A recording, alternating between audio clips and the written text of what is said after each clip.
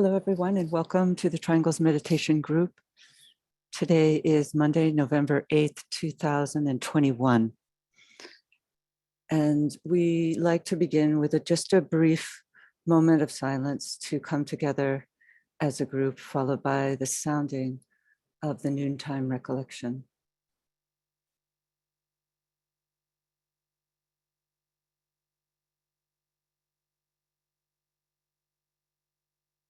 We know, O Lord of life and love, about the need. Touch our hearts anew with love, that we too may love and give.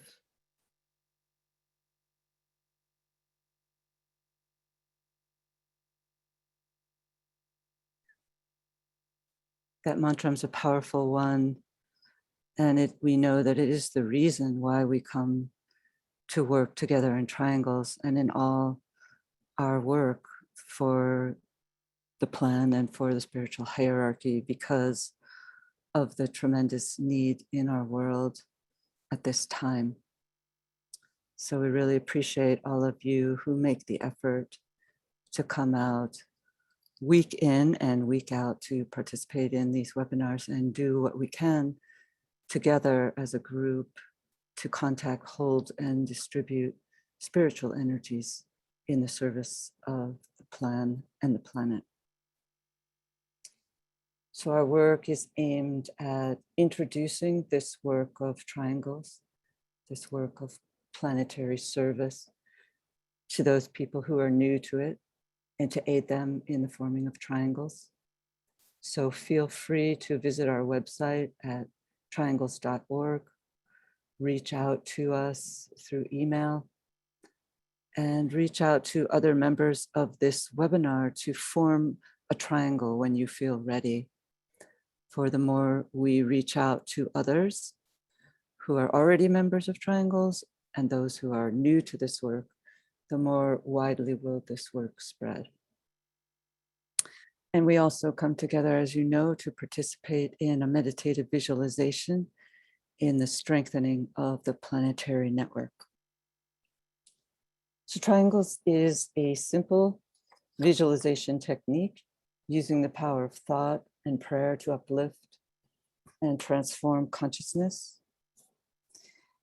It's simply the establishing of lines of lighted, loving communication between yourself and your two triangles partners, visualizing a triangle of light with at each point a sphere of light, and visualize those spheres radiating, filling your triangle with light, and then extend your triangle, link it with all other triangles throughout the world, creating a global planetary network through which light, love, and power can flow as we close our triangles work by the sounding of the great invocation, a powerful world prayer that can release these contacted energies of light through goodwill into our world.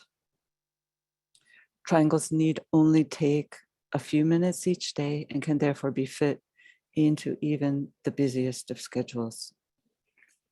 So today, after our meditation, we are happy to welcome back one of our regulars, Clarence Harvey from the UK, who works in the field of education with triangles in particular. And his theme today will be following upon our World Goodwill seminar that we held this weekend. He's chosen to speak about imagination, vibration, and social regeneration. And so if you were unable to attend that webinar, or the webinar that was a seminar over the weekend on Saturday, the videos of it will be posted later this week, so you can catch up on all three headquarters work in Geneva, London, and New York. So we encourage you to do that. So now, as we do each week, let's work with a brief visualization in the support of the work of triangles. Let's visualize the planet as a sphere of lighted energy.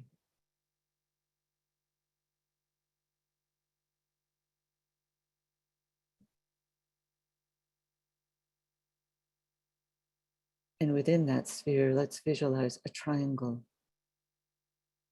composed of the three primary planetary centers: the planetary head center, Shambhala, the planetary heart center, the spiritual hierarchy, and the planetary throat center, humanity.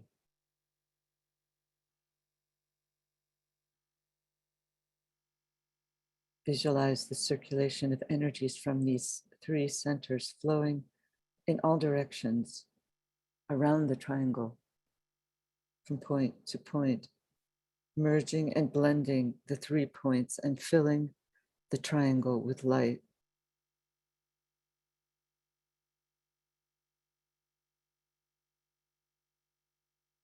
And superimposed on that triangle, visualize a 5-pointed star, the star of the world teacher, linking east and west, past and future, radiating the energy of love, wisdom.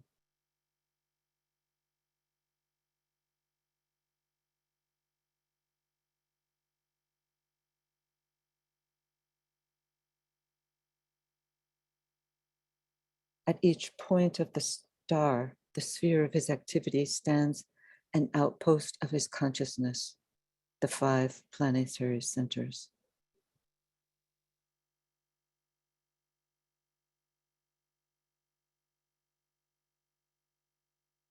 And visualize the energies radiating out from each of the 5 points of the star. From London, Darjeeling, New York, Geneva, Tokyo.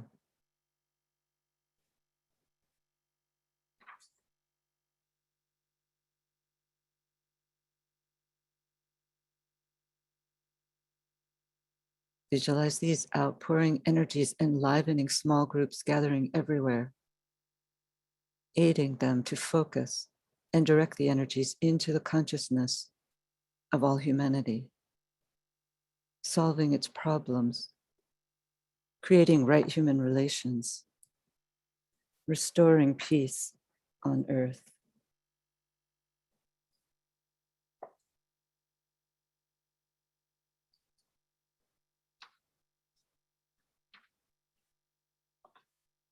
So we project the bridge of lighted energy towards the hierarchy and sound together the mantra, the invocation of light. Radiance we are and power. We stand forever with our hands stretched out, linking the heavens and the earth, the inner world of meaning and the subtle world of glamour. We reach into the light and bring it down to meet the need. We reach into the silent place and bring from thence the gift of understanding. Thus, with the light we work and turn the darkness into day.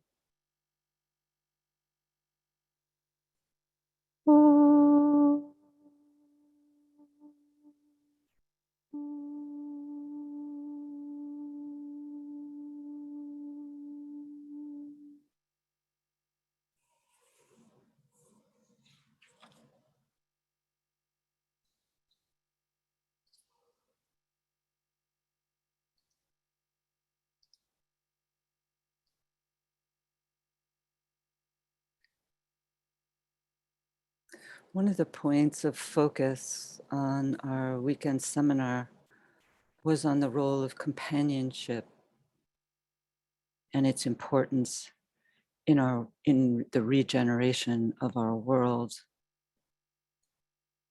It's the basis of all communities coming together on the physical plane. Certain special energies can be released. And Christ highlighted this. This opportunity of coming together creates a commingling of auras. As an individual, we are quite limited, but when we come together as a group, all of the various energies of which each one of us is composed come together, merging, blending one with the other, creating a magnetic group field through which a much higher potency of energies can pour in and be distributed more widely. Hence, the importance of coming together.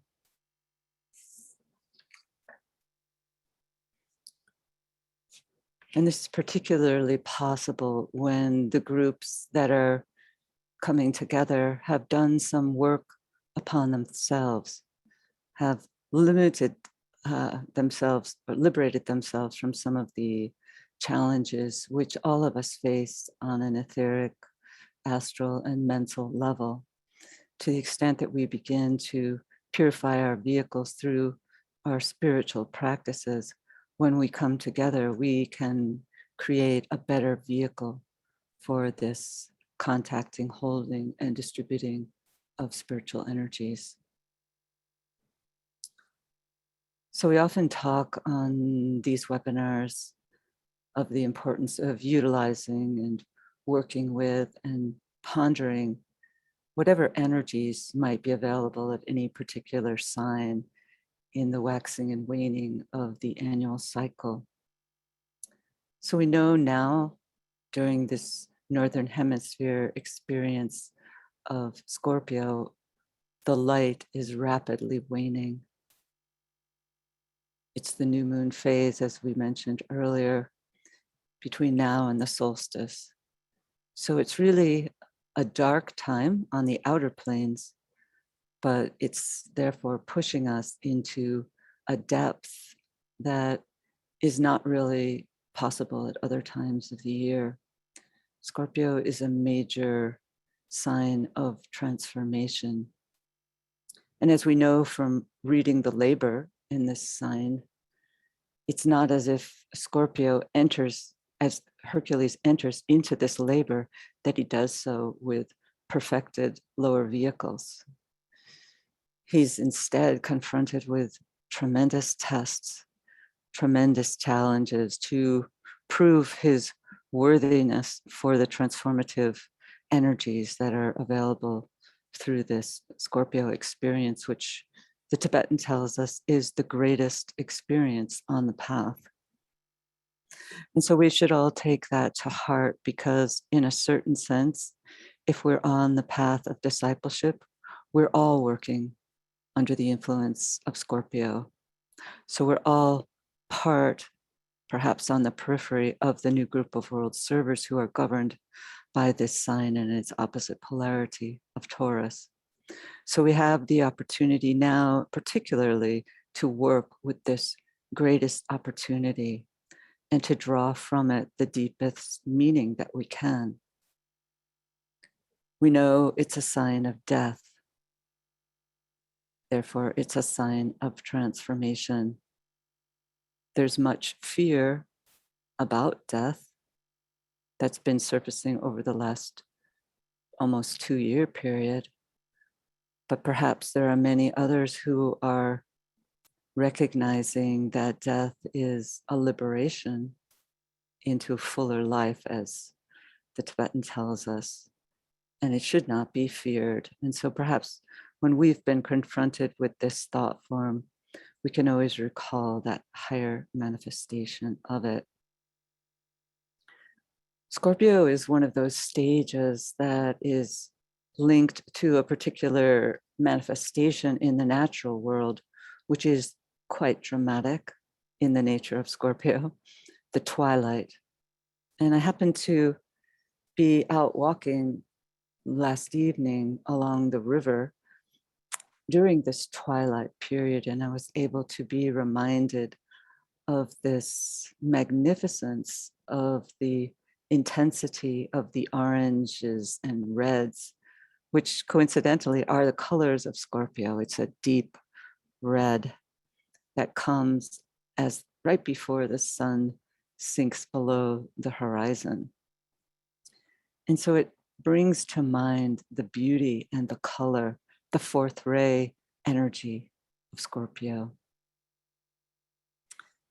And I found a poem that I thought, a brief poem that captured this energy. It's by someone named James Turrell. And he wrote, we're made as human beings, we're made for the light of a cave. And we're also made for twilight. For twilight is the time we see best.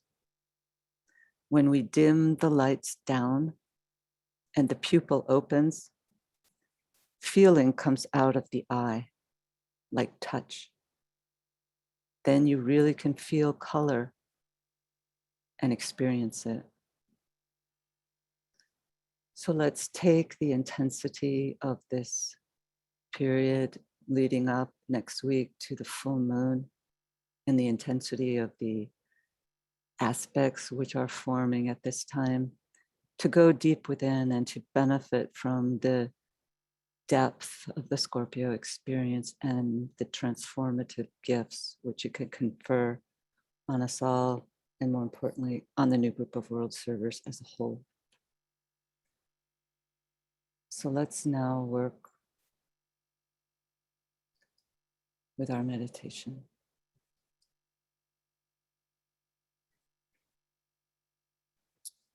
Standing together, lifting our energies to the center of the evened arm cross upon the mental plane and linking with our soul, calling that soul energy into our field, blending it with the personality.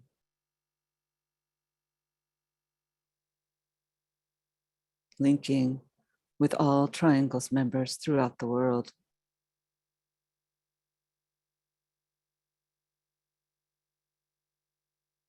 And we project a line of lighted energy towards the highest center, Shambhala, as we sound the affirmation of will together. In the center of the will of God, I stand. Naught shall deflect my will from his. I implement that will by love. I turn towards the field of service. I, the triangle divine, work out that will within the square and serve my fellow men.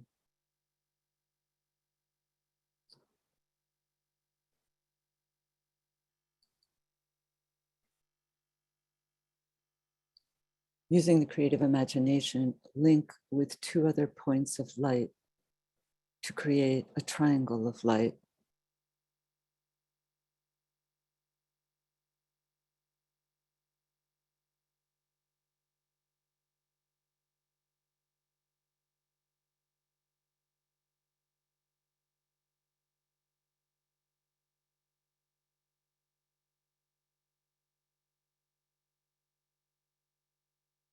Visualize the triangle in which you are working as an essential part of the Radiant Worldwide Triangles Network.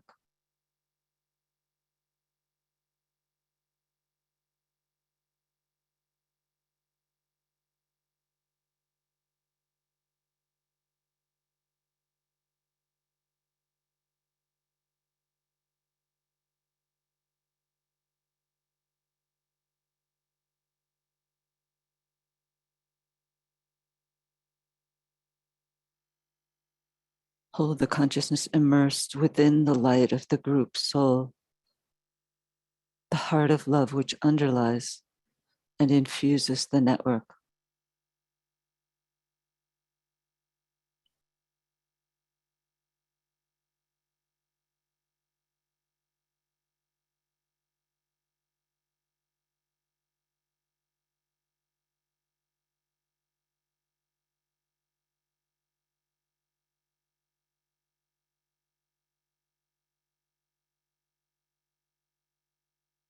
and lift the consciousness to the world teacher who stands at the heart of love, at the center of the spiritual hierarchy, and also at the heart of each triangle.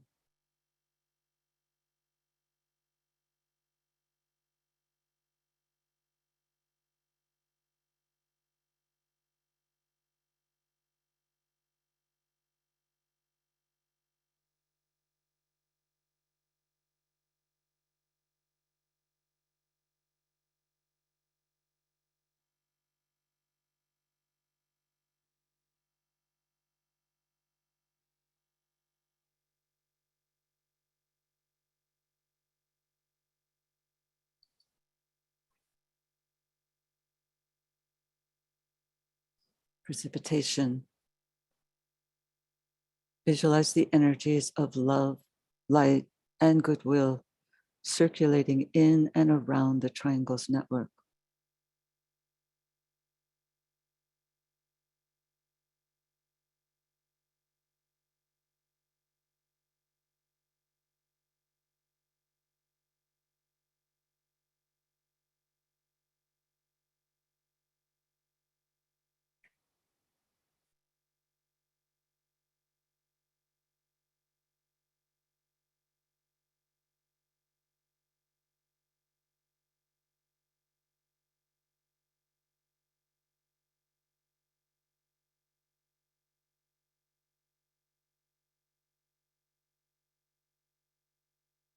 Visualize these energies unifying and eliminating all divisions within humanity, healing and transforming human consciousness, and establishing right human relationships.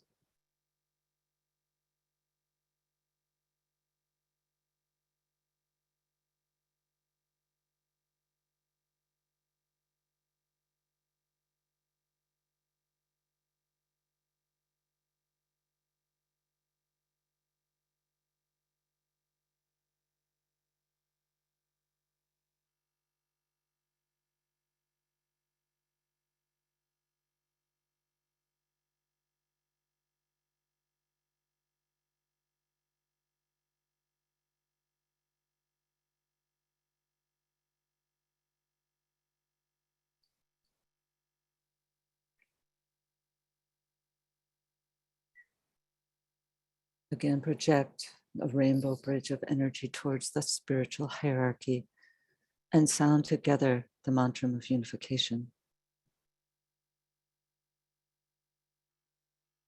The sons of men are one, and I am one with them.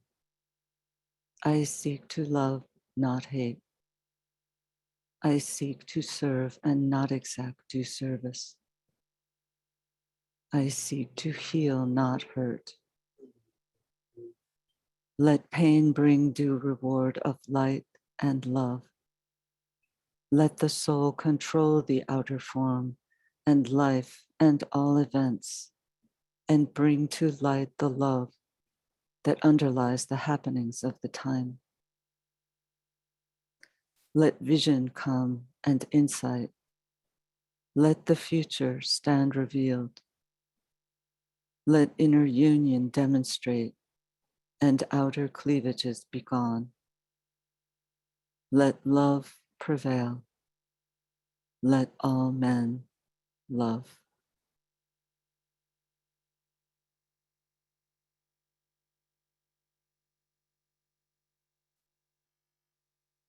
Visualize the whole planet alight with triangles. See new triangles being formed everywhere.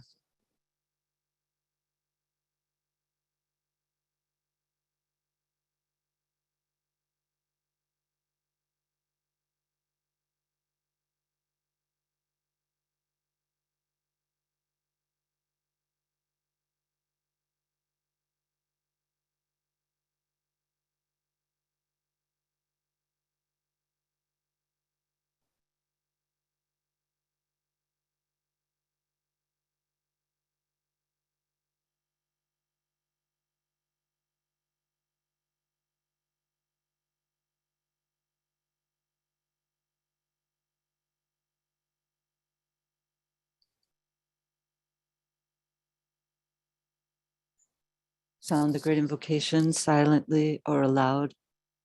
And as we repeat each stanza, let's visualize the network acting as a link between the world of spiritual realities and humanity, as a channel through which light, love, and divine purpose may flow into human consciousness.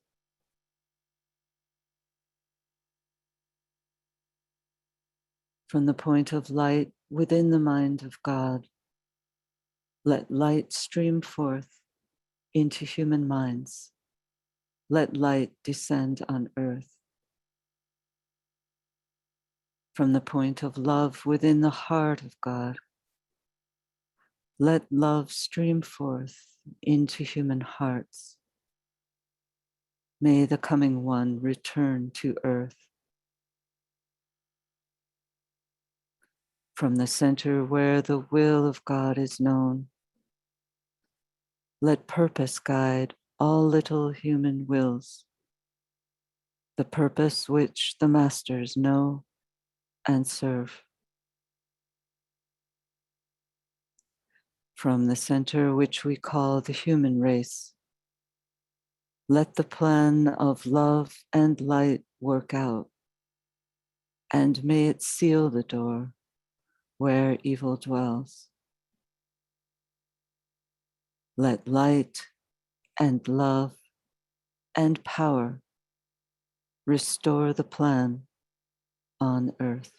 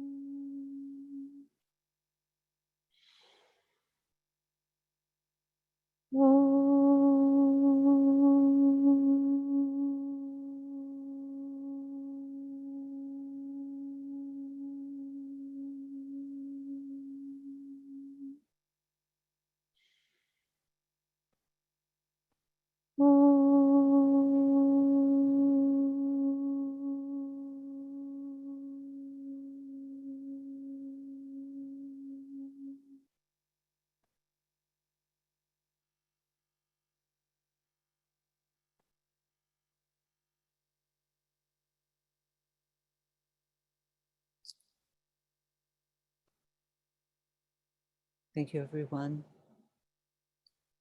And now I'd like to welcome Clarence. Hello, Clarence. Hello, Kathy. Hi. Hi. Glad to be back. Yeah, glad to have you back. Thank you so much. So today I'm proposing to share some thoughts and at the close of which invite us to do a very short visualization, and there should be time for questions and answers at the end of that. I'm afraid I have a bit of a tickly throat, so I hope I come across clearly. Just a quick check, Kathy, is the volume okay? Yes, sounds great. Thanks. Okay. So as Kathy mentioned, and as many of you will probably know, the theme of imagination and social regeneration was brought into focus this past weekend by the World Goodwill Organization, with a number of very interesting speakers giving excellent talks at seminars that were transmitted by Zoom, organized in Geneva, London, and New York. Because of my own deep belief in the importance of the Triangle's work in bringing in the renewing of civilization and culture globally, I hope that my talk today will contribute to the weaving of our Triangle's work into this effort towards civilizational regeneration on the global scale. So drawing on some of the themes I've spoken about in the past, I'd like to offer today a few mental images based on our shared reality, and to give focus once again to the role of sound vibrations as a medium for bringing about the needed re-energizing of human beings as individuals and as a collective center of life on our planet. Our daily work of linking with our triangles partners is an act of directed imagination. Rather than being a random mental act, we develop and direct the imagination in an act of intentional visualization or seeing with and in the mind. The particular visualization of being connected to two other people by a mutually created mental thread of lighted substance, and the further intent to see that thread as a carrier of the quality of goodwill or impersonal love between the three people, is an amazing imaginative use of the power of thought. It can and does stimulate the imagination in multiple ways and forms an inner basis for the growth of a network of goodwill energy in the world. When we extend our imagination to see our own triangle as an integral part of a growing network of people who relate to each other in the same way, we suddenly discover that humanity is not only what it appears to be on the outside, or as we might previously have thought. A question we might all begin to ask at that point is, what impact will the existence of a network of people related in triangles formation have on human relations, on human societies, on human growth and development? Well, it may well be that this depends on the quality of the vibration of the minds and hearts of the people who are learning to relate to each other in this way. The basic triangles activity stimulates the mind in such a way that it is willing to imagine itself as part of a greater whole, which extends upwards into increasingly spiritual levels of enlightenment, understanding, compassion, and expression of divine or even cosmic goodness. We are stabilized in this mental extension by the links we have created with our triangle and with the global network of triangles as a whole. Along the way, we can begin to become aware that our use of the Great Invocation is not only a guide to our imagination and mental visualization, but is also a fundamental activity in the science of right human, evolutionary, and spiritual development. I would go as far as saying that the regeneration of human societies into societies qualified by the higher values and qualities of the human soul is summed up in the vibrations of the word formula, which we call the Great Invocation. To make this a bit clearer, we can refer to the practice of visualizing humanity as a center of life linked to two other major centers on our planet, as we did at the beginning of today's webinar and as we usually do. One of those major centers being the planetary heart center, the hierarchy, and the other being the planetary head center called Shambhala. The Great Invocation invites us to see the function of the will in humanity as being guided by the spiritual purpose emanating from Shambhala.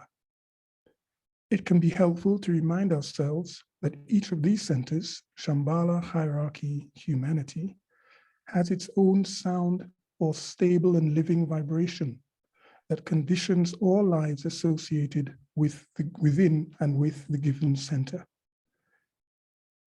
We can imagine this to be so, and this act of directed imagination can be supported or strengthened by becoming more aware of our own vibration. This is one of the bases, at least, of the sounding or chanting of the sacred word, the Om. In fact, the chanting of sacred prayers and mantras has the effect of bringing to the fore our own higher vibrations, the vibrations of our soul nature. The implication here is that when our imagination is tuned to the vibration of our higher nature, it brings us into contact with higher ideas, higher ideals, and higher life potencies. It brings us into contact with the vibrations of the two higher planetary centers, hierarchy and Shambhala. We are living in times of tremendous crisis And we know that we must take decisions collectively and even individually that will profoundly determine the path of humanity, the path that humanity will travel for the next major phase in its development.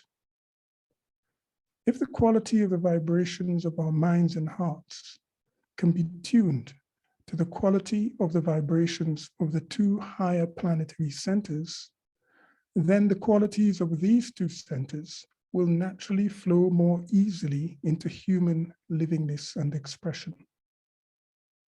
The entire network of people of goodwill all around the world is needed for such an event because of the tremendous life regenerating impact that the energies of these two centers inevitably have when they pour into humanity. The inflow of these energies force us into tension and conflict between the old social patterns and structures and the new and emergent patterns that better express our higher nature. They pull us towards soul growth, force us to see what is wrong and what must be righted, force us to choose between the old patterns of relationship and the new Aquarian patterns of evolutionary development.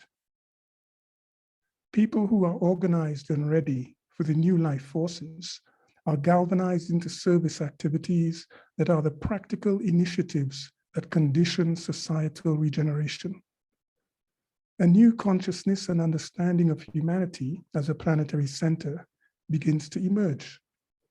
We can already see this happening, and we can contribute to this.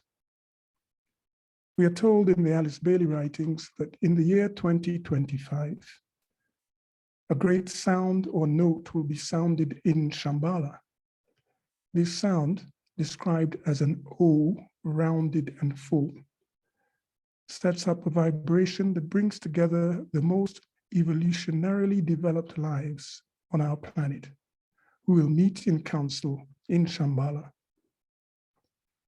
This means that for the first time in our planetary history, humanity has the opportunity to listen for vibrations of this sounding of the O from Shambhala. Because we have been cultivating a degree of sensitivity to the Shambhala vibration over the past 100 years, voicing this sensitivity in the words of the Great Invocation, we can imagine that we are rapidly approaching a period in which the vibrations of the Shambhala O will resonate through networks of minds and hearts, such as those who work in triangles, impacting on the quality of the life force expressing through such networks. These networks will naturally be and become organs for the regeneration of humanity in our times.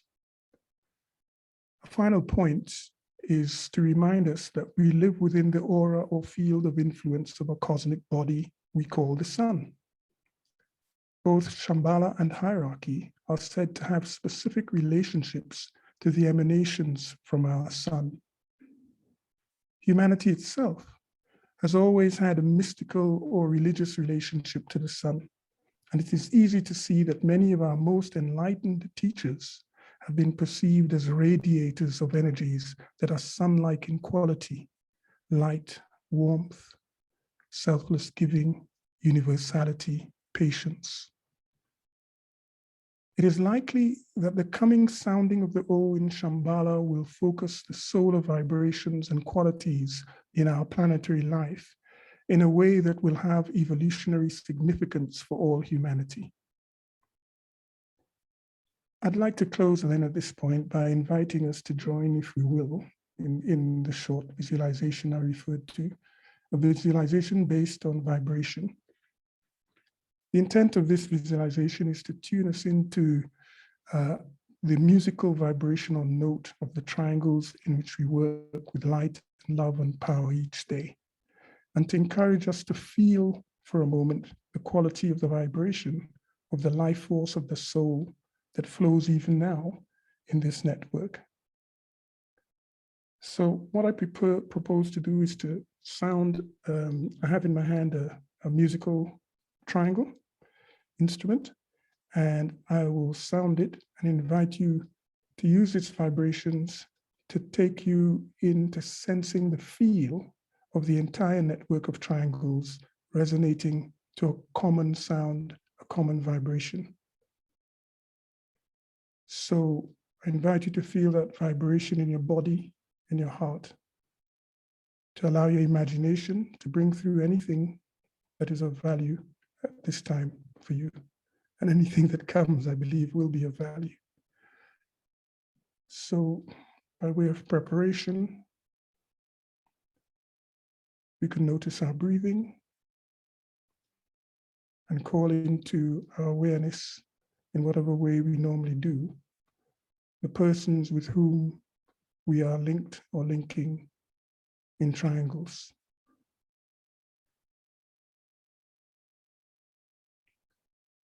And simply to follow that process on the sound of the network as a whole.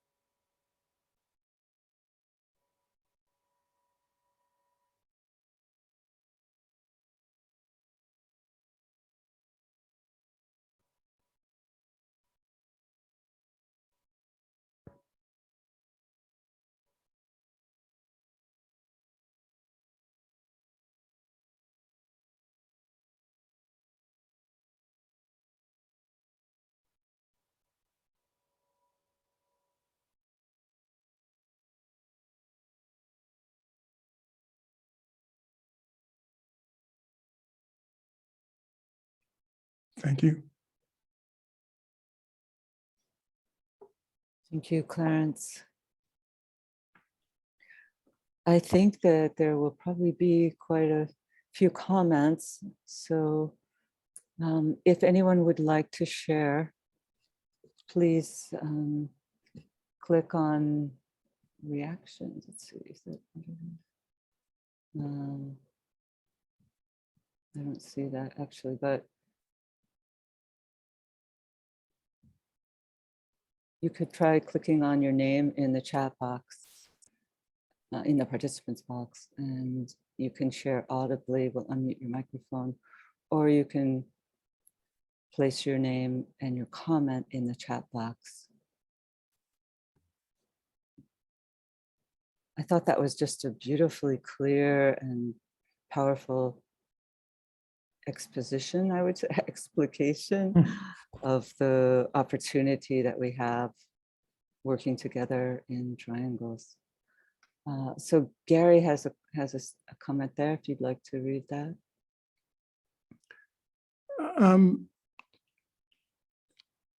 Actually, the short answer is no.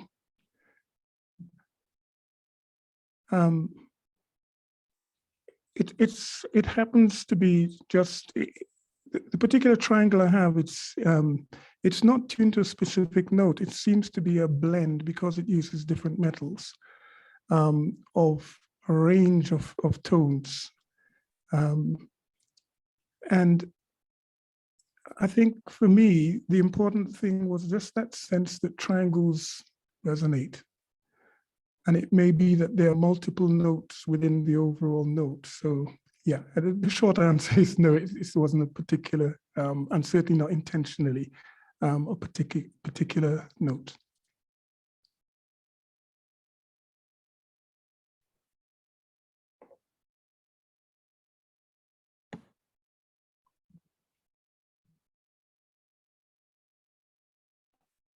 There's somebody who comments that they couldn't hear the sound. Yeah, I couldn't hear it either. Yeah. Oh, that's interesting. I could strike it louder, but I think it's a very subtle sound. It may reflect the reality that I think it is something that we, maybe this will illustrate it. Quite a number of years ago, when I first came back to Europe, I attended a conference in the Netherlands, And everything was kind of new to me, and I felt like a foreigner and strange. And shortly after I arrived, we had an exercise and we were walking around the room where the conference was held. And I was I was aware of that feeling of strangeness and being out of place and in a foreign place in myself and in my body. And just starting to tune into what do I need to do so that I can be here properly and take part and make a contribution. And as that thought came to me, I kind of suddenly just had a feel of triangles with which I'd been working for a number of years. And I had a feel of connection to, not so much to the specific individuals that I was working with at the time, but just to the network. And that feel was picked up in my heart and in my body and filled me with confidence. So the sound is not, for me, we use the physical sound and physical vibrations to help carry us into the subtler sound. And that tends to be my experience of it. I think it's interesting that you're speaking about this in the sign of Scorpio, this quality of vibration. Yeah. Because the snake, as you know, is very, very sensitive to vibration. And if we're all, in a sense, as a disciple in the sign of Scorpio, we're living in that sign, we're living in that world wherein it's really important for us to, in our natural state, to be sensitive to vibration.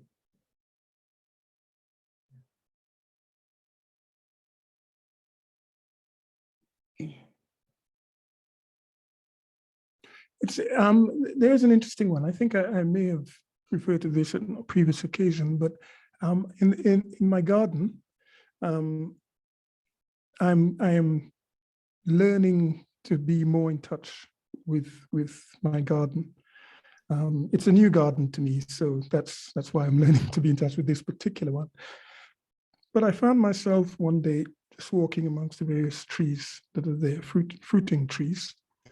They're just a few, and just appreciating the beauty and the nature. And then I found myself inspired to just sing aloud to one of the trees. And as I took a moment to do that, to just sing out a note, and then paused, I had the experience of feeling the vibratory life of the tree. Now, this wouldn't have been auditory or audible to my ears, right? But there is something about the recognition that things vibrate. Yeah. And being sensitive or sensitized to the quality of that vibration. And for me, the way in is actually through both loud, audible sound and mental sound as well. But I always find that when I make an effort to externalize the sound with my voice, it helps me to listen better and tune in better. Interesting. I don't know if you've ever had the opportunity to read the biography of Edward Bach, who worked, as you know, with flower essences. I think it's extremely important along that line of sensing the vibration of trees. That's how he worked. That's how he worked as a healer. He tuned into the energy of the trees and knew, he took on diseases, and then he knew by, capturing the essence of the tree, yes, whether it would work to heal him of the disease that he had taken on temporarily. It's really, really an interesting story of his life for anyone who would like to do it. I see a question from Santana Star. She asked if the sound emanating from Shambhala is O or Om.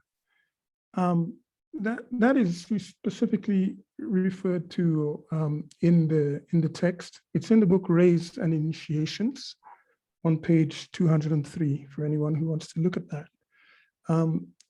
And in the words there, the text say that if I tell you this, would it make things any clearer? And and the assumption that it may not. It may not clear things up at all. But it says, if I just paraphrase, that the Om sounded in Shambhala is, well, let me give you the actual words, actually. The Om, or the OM, the Oms, as it is sounded forth by him who stands within the confines of Shambhala, signify that the one sound, rounded and full, of O is sounded forth, but that the concluding sound of the is omitted. So there is an invitation to attend to the O in this particular case. And the effect of this sounding of the O, rounded and full, is it draws in those who are qualified into the council chamber, the highest center of life on our planet, and that their work is done in relation to what's to come, the conditions probably that the world is ready for, and how our planet relates to the other planets in the solar system and the work that is going on in our solar system and in our Earth. So there is something about a very high level gathering, which has implications for all life and existence on our planet. And what catches me is what on earth has this got to do with me or us? Why are we being told this?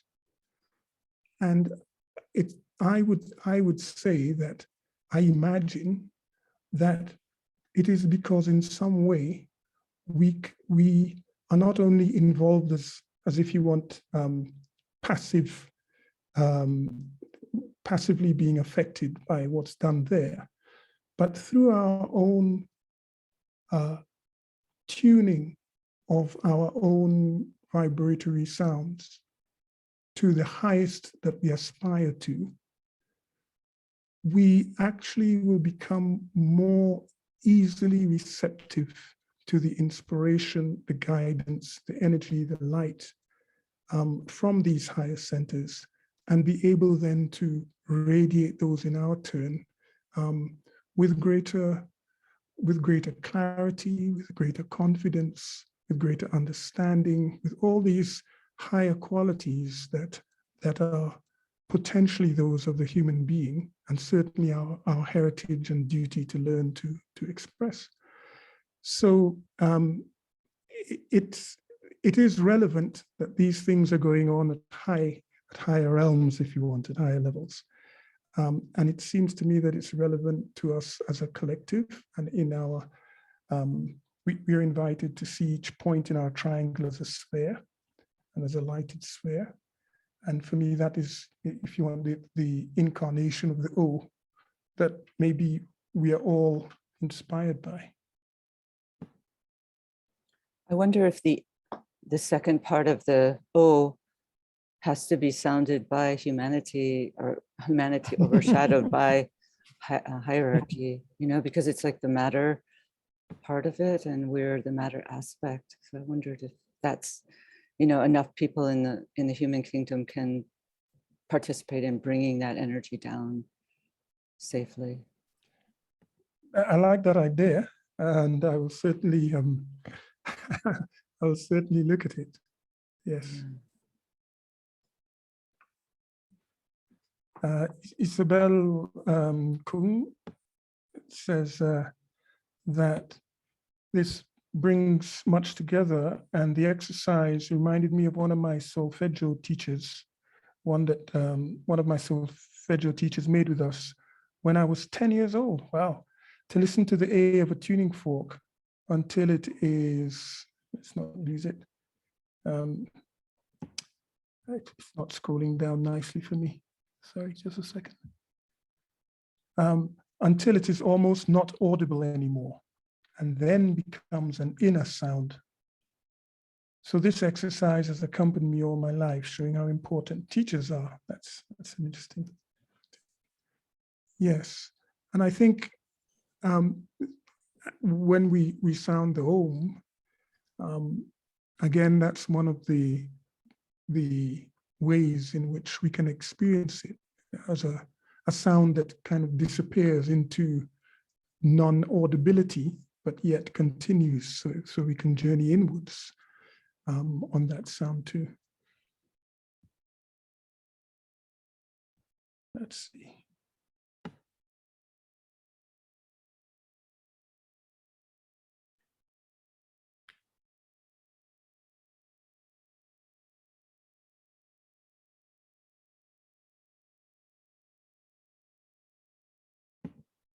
Yeah, that's interesting.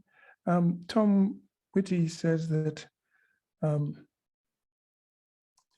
in DK's teaching, there is a passage as to the difference between sounding the O and the Om.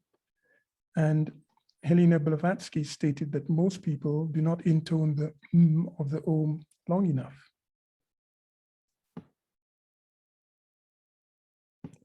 I wonder if, to some extent, this is a question of how do we sound sacred words? And how do we learn how to do them, if we say rightly, healingly? And it may well be that it's a lot to do with intent, with purity of intent, with openness to learning, even as we do it.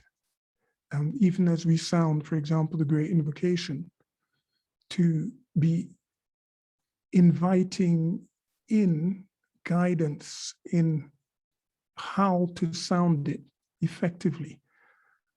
And that kind of can bring to us the question, well, what would I think is effective? What do I mean by using it properly or rightly? What would be long enough? How would I know? And often I hear different people, whether they're leading a meditation or leading in a group, and the Om is sounded in so many different ways. And one of the things I tend to do is to see if I can tune in to, I suppose, to the rightness of the way it is sounded by that person in that moment. So that even if the Om is at a higher tone or lower tone to where I might naturally pitch it, if it goes on for longer than I might do it, or if it's shorter, or if it sounds growling rather than beautifully melodious, in a way, it doesn't matter, or it might not matter. But it does, there certainly is great variation in the way that we tend to sound these words.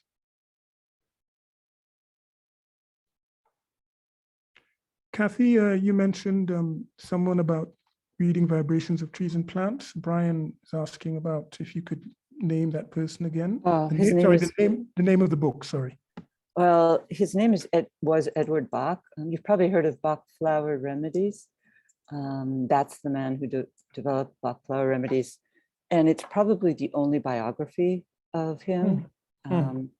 It's really, really such an incredible book. He was such an incredible man. So I see sure. Don has posted an answer to that. He's got that, the Bach Flower Remedies. He's put it in the chat box. Linda asks if we've ever heard of the sound of the spheres.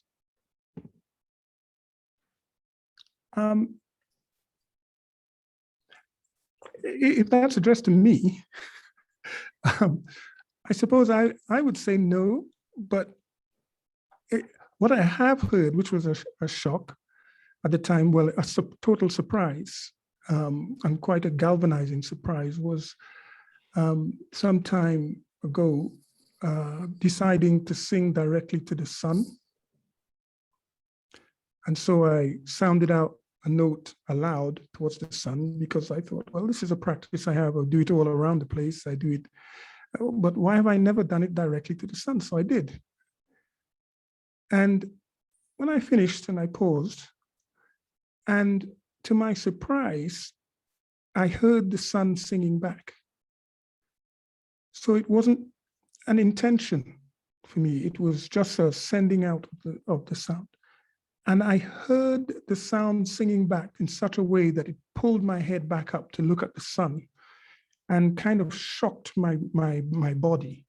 I could feel it in my body. And the only words I can use to this day is that the sun was singing back.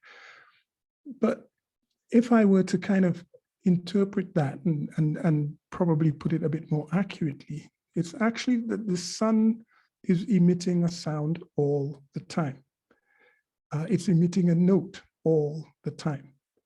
So that all the spheres, the planets, are orbiting, functioning. All life on this planet is actually functioning within a field that carries the sound of or the vibrations of the sound of the sun. And years after, when as the internet developed and all this, and then I came across, tune in here for NASA's recording of the sound of the sun. The sun has a note, and I'm going, oh, okay.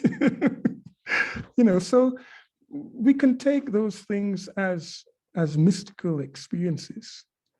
We can take them as scientifically based experiences. But there is something about looking into the meaning of the physicalized world and the physicalized world of experiences, and using also the physical concrete realities that we have as springboards to subtler levels of perhaps the same things. So a human being, you, me, with a physical body, but what's going on within or through this body? What is this body signaling, pointing to? And that's our journey, I think, and we can use sound to help that journey, both to kind of go inwards, penetrate inwards, as well as to ground the qualities that we experience when we reach into the unifying sound that makes us humanity and not something else. Yeah, I think the ancients understood that concept of singing to the sun, because I believe that Gayatri is originally was sung at sunrise and at sunset. So there's that recognition. And yeah. Well, Clarence, there's so many more comments, but I think we're going to bring this to a close now, and I will send them to you. And thank you very much. So thank you so much, and I'm sure everyone is sending you the same vibration of gratitude. So as we do each week, let's just take a moment to visualize the planet surrounded by the network of triangles, radiating light and goodwill.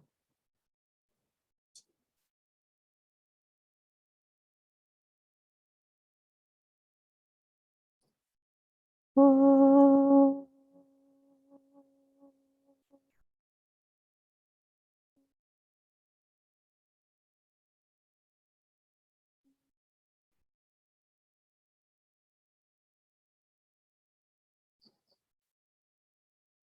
Thank you, everyone. Look forward to seeing you again.